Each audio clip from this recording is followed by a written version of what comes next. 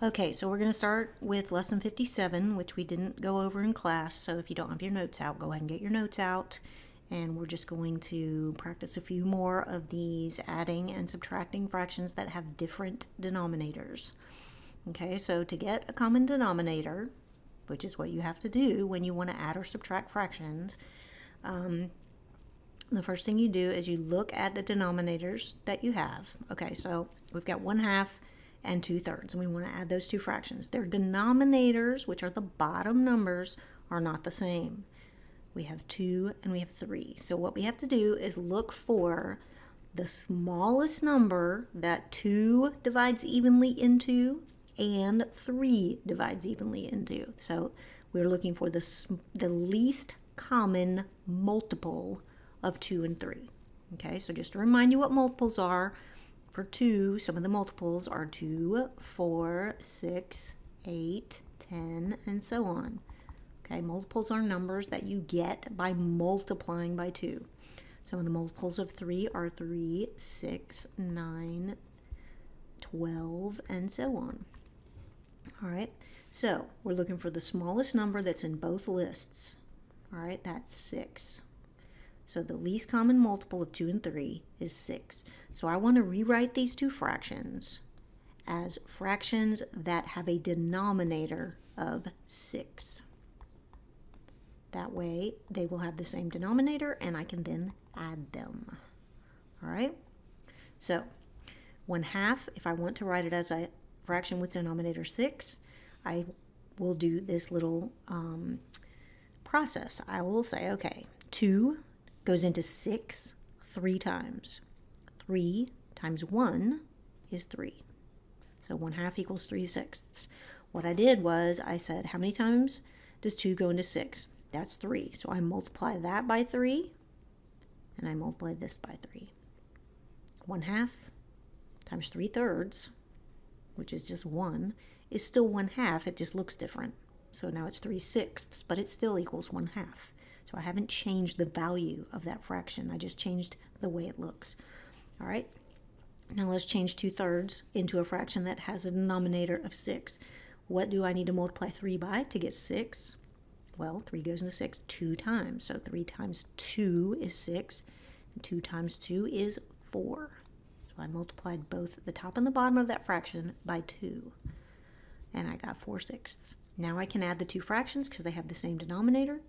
3/6 plus 4/6 is 7/6.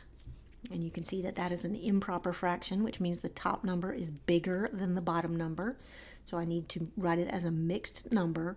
So 6 goes into 7 one time with 1 left over. So it's 1 and 1/6. That's the final answer for that problem. All right, let's look at another one. 5/6 minus 1/3. All right, now I want to find a common denominator for 5/6 and 1/3 because I want to subtract those two fractions, and I can't subtract them when they have different denominators. So I'm looking for the smallest number, the smallest multiple of both 6 and 3. A number that 3 divides evenly into and 6 divides evenly into, and that number is 6. 3 goes into 6 2 times, 6 goes into 6 1 time. All right, 5/6 equals 5/6. I don't have to change it. All right, 1/3, 3 goes into 6 2 times. So that means 3 times 2 is 6, and 1 times 2 is 2. 2/6. So I'm subtracting 5/6 minus 2/6 is 3/6. And now I need to simplify that answer because 3 and 6 have a common factor.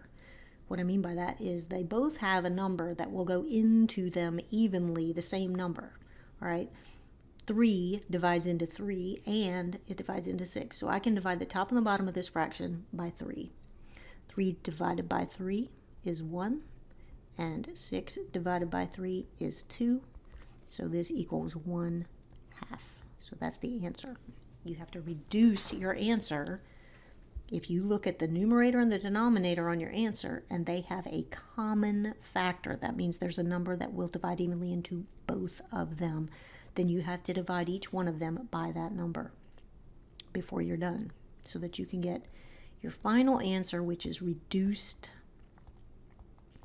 And we would say that it is lowest terms. We would say it is in lowest terms. That's another way to say it. It's reduced all the way.